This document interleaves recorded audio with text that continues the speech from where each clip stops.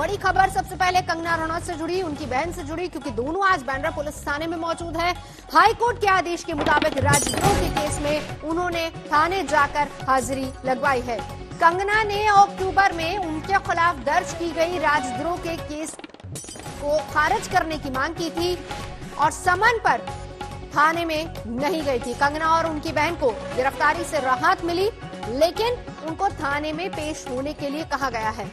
और उधर कंगना ने एक ट्वीट भी किया है जिसमें उन्होंने कहा है कि क्यों मुझे शारीरिक और भावनात्मक रूप से टॉर्चर किया जा रहा है, मुझे देश से इसका जवाब चाहिए। ये ट्वीट करके कंगना रनौत ने अपनी बात रखी है। तो बांद्रा थाने में कंगना और उनकी बहन दोनों की पेशी हो रही है। सवाल जवाब उनसे किए जा रहे हैं। अक्टूबर में दर्ज हुआ था मामला।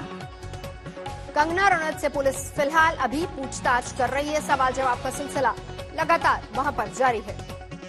मुंबई पुलिस ने बुलाया है और कंगना ने ट्वीट करके बाकायदा ये बात लिखी है जिसमें उन्होंने कहा है कि मुझे परेशान किया जा रहा है। कंगना रनौत ने जो ट्वीट किया है उसमें ये बात लिखी है कि क्यों मुझे शारीरिक और भावनात्मक रूप से टॉर्चर किया जा रहा है, मुझे देश से इसका जवाब चाहिए।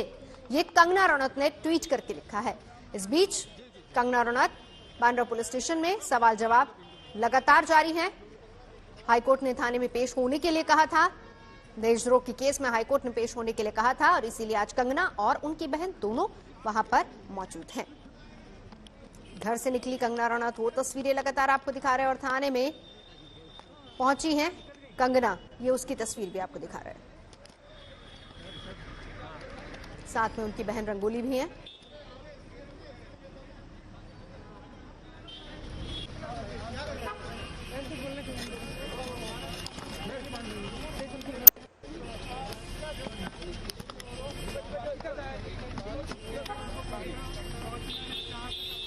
तो ये तस्वीरें हम आपको दिखा रहे हैं जिस वक्त घर से निकली कंगना रनौत और फिर उसके बाद कंगना रनौत पहुंची है बांद्रा थाने और वहीं पर सवाल जवाब होंगे कंगना से। इस बीच मुंबई पुलिस ने बुलाया है बहुत सारे सवाल, लेकिन कंगना का गुस्सा भी ट्वीट के जरिए निकला है क्योंकि अपनी बात रखने के लिए उन्होंने ट्विटर का सहारा लिया जिसमें उन्होंने बाकायदा ट्वीट करके कहा कि मुझे शारीरिक और भावनात्मक रूप से टॉर्चर किया जा रहा है। ये बात कंगना ने रखी है। कहा है कि मुझे परेशान किया जा रहा है और देश से इसका जवाब चाहिए, ये कंगना ने लिखा है। कंगना और उनकी बहन दोनों पहुंच चुकी हैं। सवाल जवाब होंगे। बांद्रा थाने में कंगना की पेशी हो रही है। मुंबई पुलिस ने बुलाया है। सवाल जवाब होंगे। गिरफ्तारी से राहत, लेकिन अभी पूर्ण राहत नहीं क्योंकि सवालों का सामना कंगना को अब करना पड़ेगा। पंकज उपाध्याय इस वक्त हमारे साथ जुड़ चुके हैं। कंगना पहुंची। पंकज, वहां पर ट्वीट के जरिए कहा कि देश से जवाब चाहिए क्योंकि मुझे शारीरिक और भावनात्मक तौर पर परेशान किया जा रहा है। इस बीच बहुत सारे अहम सवाल जो कि आज होने हैं। पंकज जी, 3 समन्स भेजने पड़े मुंबई पुलिस को। उसके बाद बॉलीवुड एक्ट्रेस कंगना रनावत आखिरकार मुंबई पुलिस के सामने आज हाजिर हो ही गई हैं। बांद्रा पुलिस स्टेशन में वो इस वक्त मौजूद हैं अपनी बहन रंगोली के साथ। जब यहां पर पुलिस स्टेशन में आई तो अपनी गाड़ी को वो ठीक पुलिस स्टेशन के अंदर ले गई और इस वक्त कुछ दिलचस्प तस्वीरें हैं मैं जो दिखाना चाहता हूं, क्योंकि जिस रूम में इस वक्त उनका बयान दर्ज किया जा रहा है उनकी बहन के साथ, वहां पर इस वक्त क्योंकि उनको सेंट्रल गवर्नमेंट की वाई+ सिक्योरिटी दी गई है इसलिए कमांडोज उस रूम के बाहर हैं। अब मुंबई पुलिस का यह कहना है कि उनके जो सवाल हैं वो बिल्कुल तैयार हैं, लंबे चौड़े उनके सवाल हैं जो उन्होंने तैयार किए हैं, जिसका जवाब कंगना से और उनकी बहन से इस वक्त लिया जाएगा। अब कुछ देर पहले ही हमने देखा कि किस तरीके से कंगना ने ट्विटर पे एक अपना स्टेटमेंट भी जारी कर दिया है, लेकिन मुंबई पुलिस का कहना है कि वो कानून के हिसाब से काम कर रही है। अब क्योंकि बॉम्बे हाईकोर्ट ने यह कहा था कि कंगना रनावत को मुंबई पुलिस के सामने पेश होना ही पड़ेगा, इसलिए कंगना के पास और कोई रास्ता नहीं बचा था और यही कारण है कि आज उनको यहां पर मुंबई पुलिस और बांद्रा पुलिस के समक्ष हाजिर होना ही पड़ा है। अब मामला बस यही है कि उनके खिलाफ ये आरोप लगे हैं कि सोशल मीडिया के जरिए उन्हें जो पोस्ट करी थी उनसे उन्होंने नफरत फैलाने की कोशिश करी थी। अब तमाम जो वीडियोस हैं, उनके जो पोस्ट हैं, उनको देखा जाएगा, उनको एनालाइज किया जाएगा, उनके बेसिस पर कंगना से उनका जवाब पूछा जाएगा। लेकिन कंगना रनावत को या उनकी बहन को हिरासत में नहीं लिया जा सकता है। बॉम्बे हाईकोर्ट ने उन्हें टेम्पररी इम्यूनिटी दी है, प्रोटेक्शन दिया हुआ है, लेकिन मुंबई पुलिस का यह भी कहना है आज जब बयान हो जाएंगे उसके बाद भी उनको कल या परसों एक बार फिर से पूछताछ के लिए बुलाया जा सकता है। जी पंकज रहिए हमारे साथ। इस बीच हम वो ट्वीट भी दिखाते हैं जो कि कंगना रनौत ने किया है। उस ट्वीट में उन्होंने क्या लिखा है जरा वो भी हम बता देते हैं। ट्वीट करते हुए उन्होंने लिखा, क्यों मुझे शारीरिक और भावनात्मक रूप से टॉर्चर किया जा रहा है। ये एक इमोशनल ट्वीट कंगना रनौत का। मुझे देश से इसका जवाब चाहिए। मैं देश के लिए खड़ी हूं, अब मुझे समर्थन की जरूरत है। जय हिंद। ये कंगना रनौत ने एक इमोशनल ट्वीट करके अपनी बात रखी है।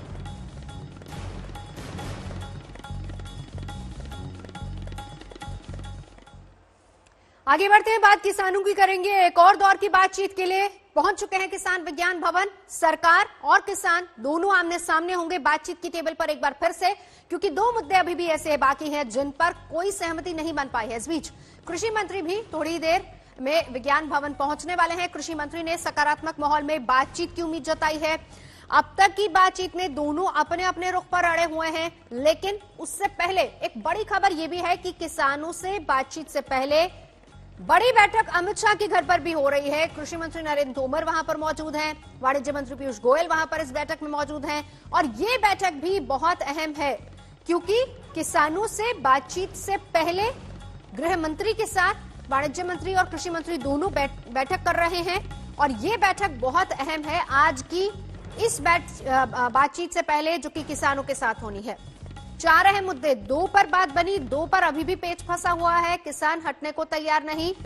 हिमांशु इस वक्त हमारे साथ जुड़ चुके हैं, अशोक सिंघल हमारे साथ इस वक्त जुड़ चुके हैं। हिमांशु, पहले मैं आप ही के पास आना चाहूंगी क्योंकि बहुत अहम है। पहले अभी जो अमित शाह के साथ बैठक हो रही है उसके बाद फिर उस बातचीत की टेबल पर बैठना है जहां पर आज किसानों से उन दो मुद्दों पर जो रह गए हैं जिस पर सहमति बननी है।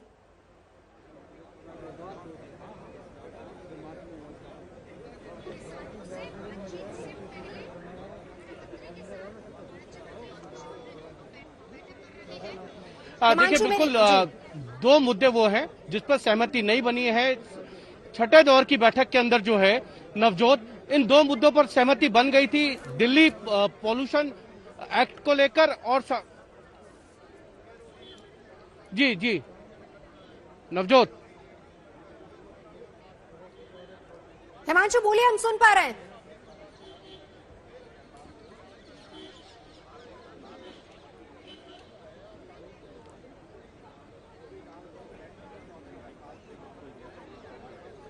जी नवजोत, दो मुद्दों पर सहमति बनी थी। दो मुद्दों उसके बाद जब एमएसपी और तीनों कानूनों को लेकर बातचीत होनी थी तो चलिए, अशोक सिंघल हमारे साथ जुड़ चुके हैं। अशोक, आपसे जानना चाहूंगी क्योंकि बहुत अहम वो बैठक भी जो गृह मंत्री के साथ हो रही है और फिर उसके बाद टेबल पर दोनों तरफ से रुख, भले ही ये कहा गया हो कि सकारात्मक माहौल में बातचीत होगी, इस उम्मीद के साथ जा रहा है कि कोई हल निकलेगा, लेकिन आज क्या कुछ हो सकता है। और ऐसे में जबकि मध्यस्थ के लिए भी सरकार तैयार है और ऐसी पेशकश भी की जा रही है। अशोक सिंघल, देखिए नवजोत, सरकार की तरफ से ये कोशिश की जा रही है कि आंदोलन जल्दी से जल्दी खत्म हो और बार बार किसानों को ये समझाने का प्रयास है कि जो तीनों कानून है आपके हित के लिए है और अगर आपको कोई कंसर्न्स हैं, आपके इश्यूज हैं, हम उनको एड्रेस करने के लिए तैयार है। एमएसपी गारंटी कानून की जहां तक बात है, सरकार ने बार बार कहा है कि एमएसपी पहले ही तरह जारी रहेगी, लिख के देने को तैयार है। लेकिन किसान जो है इस बात पे अड़ा है कि तीनों कानूनों को वापस होना ही पड़ेगा। कोई अमेंडमेंट की बात नहीं है, एमएसपी गारंटी कानून बनाना ही पड़ेगा।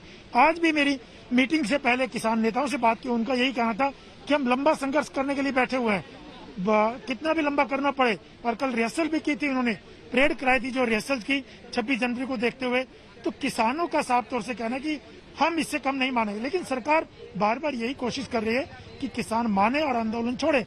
सरकार बार बार ये क्लैरिफाई कर रही है, उनको समझाने की प्रयास कर रही है कि इन कानूनों को क्या फायदा है। लेकिन पिछली बार नरेंद्र सिंह तोमर ने किसानों को ये कहा था कि हम बाकी लोगों से भी बातचीत करेंगे और लोगों से बात करने के बाद आपसे फिर बात करेंगे। तो अब किन किन लोगों से बात की है, कौन, क्योंकि सरकार का ये भी कहना है कि बहुत से किसान इन बिलों के समर्थन में है, उनका कहना है कि ये बिल जो है बहुत फायदे के हैं। तो किन बहुत से किसानों से बात करने के बाद आज सरकार आकर के किसान नेताओं से बात करने वाली है और उनको क्या प्रपोजल लेके आते, क्योंकि किसान तो अपना स्टैंड साफ कर चुका है कि हम इन 2 मुद्दों पे पीछे नहीं हटेंगे। पूरी तरीके से तीनों कानून वापिस हो, एमएसपी गारंटी कानून बने। अब सरकार क्या रास्ता निकालती है? सरकार कोशिश कर रही है कि जल्दी से जल्दी आंदोलन खत्म करे, किसान अपने अपने घरों में जाए। लेकिन आज अमित शाह से बैठक हो रही है, पहले भी अमित शाह के साथ, पिछली बार भी अमित शाह के साथ बैठक हुई थी, उसके बाद यहाँ आए थे। अमित शाह खुद बैठक कर चुके हैं किसान नेताओं के साथ। तो सरकार किसी न किसी तरीके से इस रास्ते को, इस समस्या का हल निकालना चाहती है और आंदोलन को खत्म करवाना चाहती है, ताकि किसान संतुष्ट हो सके। तो इसीलिए ये बैठक की जा रही है। सरकार हर संभव कोशिश कर रही है, चाहे कोई मीडिएटर आ जाए बातचीत करने के लिए, या खुद सरकार के जो मंत्री हैं वो बातचीत कर रहे हैं। बिल्कुल अशोक सिंघल, हिमांशु जरा समझाइए, क्योंकि नानकसर वाले बाबा लाखा सिंह को मीडिएटर के तौर पर बात हो रही थी, लेकिन अब से कुछ ही देर पहले जब जितेंद्र बहादुर ने किसानों से ये बात की तो किसानों ने कहा कि जब हम खुद बैठे हैं टेबल पर तो फिर किसी मीडिएटर की जरूरत क्या है। और ऐसे में वहां उधर दूसरी तरफ गृह मंत्री से भी मुलाकात करने कृषि मंत्री, वाणिज्य मंत्री दोनों पहुंचे हैं। क्या चल रहा है सरकार के जहन में, क्या रास्ता निकाल सकती है सरकार इसका? देखिए नवजोत, मैं आपको बता दूं कि सरकार पूरी कोशिश कर रही है कि किसी तरीके से जो है वो रास्ता निकले, और खुद गृह मंत्री अमित शाह जो हैं इस पूरे मामले पर नजर बनाए हुए। जब भी बैठक होती है किसान और सरकार के मंत्रियों के बीच में, उससे पहले गृह मंत्री अमित शाह के साथ तीनों मंत्री बैठते हैं, चर्चा करते हैं, रणनीति बनाते हैं कि किस तरीके से जो है किसानों को समझाया जा सके। कल नानक गुरुद्वारा के जो प्रमुख हैं लखा सिंह, उन्होंने कृषि मंत्री नरेंद्र सिंह तोमर से मुलाकात की थी। उन्होंने ये प्रपोजल दिया था कि वो मीडिएशन करना चाहते हैं किसानों के बीच में और सरकार के बीच में, और उन्होंने ये भी कहा था कि अगर सरकार चाहे तो ये एक संशोधन किया जा सकता है कि जो तीनों कानून हैं वो लागू किए जाएं या ना किया जाए, इसके अधिकार जो है राज्यों को दे दिया जाए। इसको लेकर नरेंद्र सिंह तोमर ने कहा था आप एक बार किसान संगठनों के साथ बातचीत जो है वो कर लीजिए, अगर वो एग्री होते हैं तो सरकार इस पर चर्चा करने के लिए तैयार है। और लखा सिंह का उन्होंने स्वागत किया था, उन्होंने कहा था कि वो आए, बातचीत करें, क्योंकि मीडिएशन की बहुत जरूरत है। एक बैक चैनल बातचीत जरूर चाहती है सरकार, क्योंकि अभी तक जितने फ्रंट पर आकर बातचीत हुई है उस पर कोई भी नतीजा निकला नहीं है।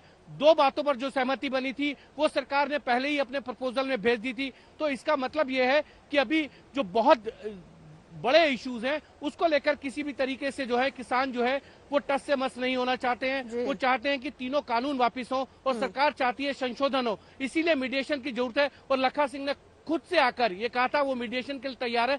लखा सिंह के लिए कहा जाता है कि उनके बहुत फॉलोअर हैं और बड़ी संख्या में पंजाब में उनको लोग मानते हैं, उनकी ग्रामीण एरिया में बहुत पकड़ है, और इसीलिए सरकार की भी एक कोशिश रहेगी कि अगर लखा सिंह की बात को किसान संगठन सुनते हैं तो सरकार को एक बहुत आसानी रहेगी। और आंदोलन में भी कई जगह जहां पर लंगर चल रहा है वो खुद ही लंगर चला रहे हैं, तो ऐसे में किसानों का रुख इसको लेकर क्या होगा? हिमांशु लौटूंगी, हमारे साथ अशोक सिंघल भी मौजूद है, लेकिन इस बीच हम आपको सुनवाते हैं कृषि मंत्री नरेंद्र तोमर ने क्या कहा आज बातचीत की टेबल पर बैठने से पहले। आज फिर किसानों से एक दौर बातचीत होगी और मुझे पूरी आशा है कि किसान यूनियन के लोग चर्चा करेंगे और सकारात्मक माहौल में चर्चा होगी, संभवतः हम लोग समाधान तक पहुंच पाएंगे। सर, लास्ट टाइम आपने कहा था कि ताली 2 हाथ से बजती है, तो आपका क्या ये आशा है कि वो भी 2 कदम आगे बढ़े, अपने डिमांड से थोड़ा सा हटे? स्वाभाविक रूप से जब चर्चा होती है तो सभी को आगे बढ़ने का प्रयास करना पड़ता है, तभी समाधान तक पहुंचते हैं। और मुझे आशा है कि सभी लोग सकारात्मक माहौल में चर्चा करेंगे और रास्ता ढूंढेंगे। सर, जैसे सरकार ने कदम आगे बढ़ाए हैं, किसान भी अपने कदम आगे बढ़ाएंगे। सर और एक क्वेश्चन सर प्लीज। सर, वो लोग बोल रहे हैं कि वो अपने रिपीट डिमांड से नहीं हटने वाले हैं, तो इसके जंतर मंतर पर 32 दिनों से किसानों के समर्थन में बैठे हैं कांग्रेस सांसद धरने पर, और सांसदों से महासचिव प्रियंका गांधी ने मुलाकात की। किसान आंदोलन के समर्थन में धरने पर बैठे हैं कांग्रेस सांसद। किसान विरोधी कानून के खिलाफ हर मोर्चे पर किसानों के साथ खड़े हैं। कांग्रेस ऐसा ही दिखाना चाह रही है।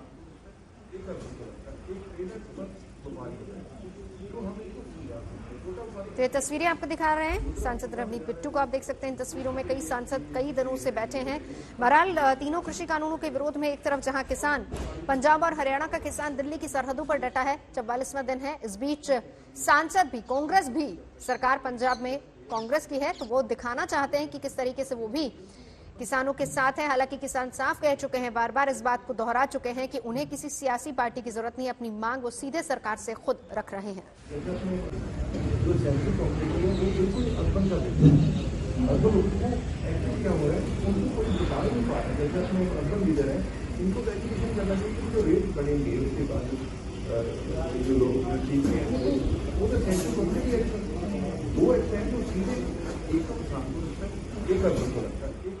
और आइए अब आपको लिए चलते हैं पुणे के सीरम इंस्टीट्यूट। हमारे सहयोगी पंकज खेलकर आपको दिखाएंगे वैक्सीन की लेबलिंग, पैकिंग से लेकर ट्रांसपोर्टेशन की पूरी प्रक्रिया क्या है। हमारी एक्सक्लूसिव रिपोर्ट देखिए। EUA मिलने के बाद सीरम इंस्टीट्यूट को वैक्सीन लोगों तक पहुंचाना है और इसके लिए यहां हडपसर के सीरम फार्मा पार्क में किस तरह से लेबलिंग और पैकिंग का काम हो रहा है, ये जानने की कोशिश हम करेंगे। यहां आज तक आया हुआ है हडपसर इलाके में सीरम इंस्टीट्यूट में। आप देख सकते हैं कि महाराष्ट्र पुलिस तैनात किए हुए है, अति दक्षता विभाग बन गया है ये पूरा इलाका। तकरीबन 6 करोड़ डोजेज यहां पर तैयार है, ऐसा कहा जा रहा है। आगे क्या होने वाला है, ट्रांसपोर्टेशन कैसा होगा, ये जानने की कोशिश करते हैं। सीरम इंस्टीट्यूट ऑफ इंडिया के कोल्ड स्टोरेज में तकरीबन 50 to 60 मिलियन यानी 5 से 6 करोड़ डोजेस तैयार है। अब वो कोल्ड स्टोरेज से यहाँ पर ये वैक्सीन के बॉटल्स छोटी यहाँ पहुंचाई जा रही है।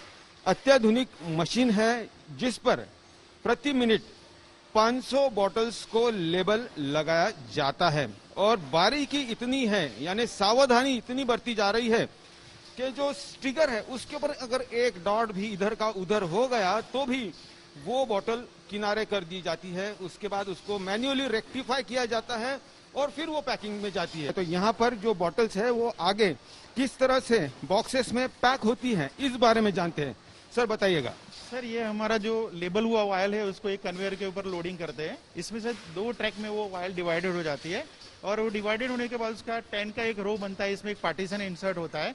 पार्टीशन इंसर्ट होने के बाद जो नेक्स्ट स्टेशन पे मेन कार्टनिंग लाइन के ऊपर वो पूरा बॉक्स ऑफ 50 का जो बॉक्स वायल्स आता है वो वायल्स को फिर अनदर पार्टीशन रखते हैं क्योंकि each and every vial have a partition. तो 2 सब बॉटल के बीच में, कंटेनर के बीच में पार्टीशन रहता है तो उसको प्रोटेक्शन मिलता है। और यहाँ पे देखो आप हाई स्पीड कैमरा सिस्टम्स है, वो कैमरा स्कैन करता है कि भाई 50 फाइल अंदर है कि नहीं है। अगर 50 फाइल अंदर नहीं रहेगी या कलर कैप भी डिफरेंट रहेगा तो उसको ऑटोमेटिक साइड में कर देता है। इसके बाद जब ये पूरा बंच जो बॉक्स ऑफ 50 का जो वायल्स है वो कन्वेयर से जब इधर आता है तो यू सी दिस इज, ये आप देख रहे हैं तो फुल्ली ऑटोमेटेड लाइन है। वहाँ पे पूरा बॉक्स ऑटोमेटिक ओपन होता है। ओपन होने के बाद बॉक्स के अंदर एक साइड से पूरा वायल्स जो 50 वायल्स है और उसके अंदर जो PIL चाहिए अपने को इंस्ट्रक्शन है वो दिया। हाँ, PIL बोलते हैं उसको, डायरेक्शन स्लिप बोलते हैं, वो हम रखते हैं। और उसके बाद पूरा का पूरा बॉक्स ये जो 50 वायल्स है वो लिफलेट मींस डायरेक्शन स्लिप के साथ वो अपना बॉक्स ऑफ 50 में जाता है। ये यहाँ पर आपने देखा है लेबलिंग और पैकिंग हो रहा है। तकरीबन एक बॉक्स में 600 वायल्स है यानी बड़े बॉक्स में 600 वायल्स, और जब ये 4 बॉक्स मिलाकर उसको आइस बॉक्स जो केमिकल आइस होता है वो उसके साथ रखकर पैकिंग किया जाएगा तो 1,20,000 डोजेस का बॉक्स ट्रांसपोर्ट होगा। तो सीरम इंस्टीट्यूट से आज तक की टीम सीधे पहुंची है पुणे हवाई अड्डे पर और यहां हम बात करेंगे एयरपोर्ट डायरेक्टर सिंह सर से। सर क्या कहिएगा, कैपेसिटी कितनी है पुणे हवाई अड्डे की कार्गो ट्रांसपोर्ट करने की? हमारे एयरपोर्ट के ऊपर 150 टन कार्गो रोज हैंडल किया जाता है। हमारे एयरपोर्ट से देश भर के 15 एयरपोर्ट कनेक्टेड हैं। तो अगर हमें कहा जाता है कि आप इस कार्गो को पूना एयरपोर्ट पर लेकर के दूसरे एयरपोर्ट पर भेज दो तो हम पूरी तरह से तैयार हैं। जानकारी हमें सीरम इंस्टीट्यूट से मिल रही है कि 2 करोड़ डोजेस यानी 2 करोड़ वैक्सीन को ले जाना है, 61 सेंटर्स पे पहुंचाना है, सड़क के मार्ग से, हवाई अड्डे के मार्ग से यानी हवाई जहाज के द्वारा ये वैक्सीन 2 करोड़ लोगों तक पहुंचाना है और ये काम आने वाले कुछ दिनों में शुरू हो जाएगा। अब इंतजार है सीरम इंस्टीट्यूट को परचेस ऑर्डर की, जिसके बाद ये वैक्सीन का वितरण शुरू हो जाएगा। कैमरामैन गोपाल हरने के साथ पंकज खेलकर, पुणे आज तक। और अब बात करते हैं अतिक्रमण के भाईचारे की। मामला बरेली का है, जहां पर एक सड़क को घेरने के लिए मंदिर और मजार के संचालकों ने ऐसा भाईचारा दिखाया कि प्रशासन भी हैरान रह गया। देखिए हमारी रिपोर्ट। उत्तर प्रदेश का बरेली, जहां लाठीचार्ज होता है। पुलिस की सख्ती की वजह ये बेकाबू भीड़ जो पत्थर लेकर उसकी तरफ लपकती है। अरे क्या कर रही माता फेंको इसे। अब सवाल है कि बरेली में इस हंगामे और कहासुनी की वजह क्या है? ये महिलाएं आखिर इतना नाराज क्यों? इस सारे विवाद की जड़े तस्वीर है। प्रशासन का दावा है कि मजार प्राधिकरण की जमीन पर अवैध कब्जा करके बनाई गई थी, लेकिन जब प्राधिकरण की टीम कार्रवाई के लिए पहुंची तो स्थानीय लोगों ने विरोध शुरू कर दिया और उन्हें उल्टे पांव लौटना पड़ा। लेकिन बाद में पुलिस ने लाठीचार्ज कर लोगों को खदेड़ दिया। गौर करने वाली बात यह है कि सरकारी सड़क पर मजार के बहाने इमारत बनाई गई। ये बात यहाँ रहने वाले लोग भी मानते हैं। पहले ये छोटी सी मस्जिद थी, 10 बाई मुश्किल से 10 की, लेकिन प्रशासन की इस पे आपत्ति है कि नया निर्माण करा लिया गया अभी। तो इन्हें बोलो तो अब एक को बोलो। हाँ बोलो। हाँ ये बात आपकी सही है। मजार की तरह इस मंदिर पर भी जेसीबी चली, जिसका बरामदा अतिक्रमण करके बनाया गया था। क्या मंदिर के आगे भी लोगों ने अतिक्रमण कर लिया, वो भी हटाया गया है? जी, मंदिर के आगे भी जो अतिक्रमण था उसको भी हटाया गया है। मजार के आगे जो अतिक्रमण था वो भी हटाया गया है, जिससे कि रोड का हमारा रास्ता क्लियर हो गया है। दोनों धार्मिक स्थल सुरक्षित हैं और उनको नहीं छेड़ा गया। धार्मिक स्थल की आड़ में अतिक्रमण की बीमारी सारे देश में फैली हुई है, जिस पर साल 2016 में सुप्रीम कोर्ट सख्त टिप्पणी भी कर चुका है। अदालत ने कहा था सड़क पर चलना सभी का अधिकार है, ईश्वर कभी किसी के रास्ते में बाधा नहीं बनते, इसीलिए अवैध निर्माण क्यों न तोड़े जाए। बरेली की ये कहानी अतिक्रमण के भाईचारे की मिसाल है, जिनका मकसद मिलजुल कर इस सड़क को निकलना था। कृष्ण गोपाल राज, बरेली, आज तक।